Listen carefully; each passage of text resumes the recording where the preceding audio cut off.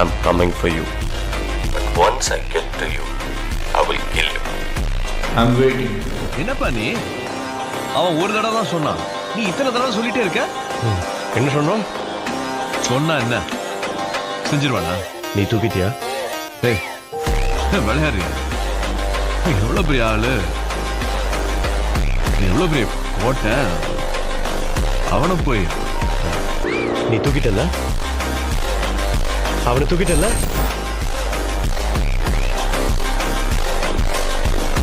புரியல சஸ்பென்ஸோடைய சார்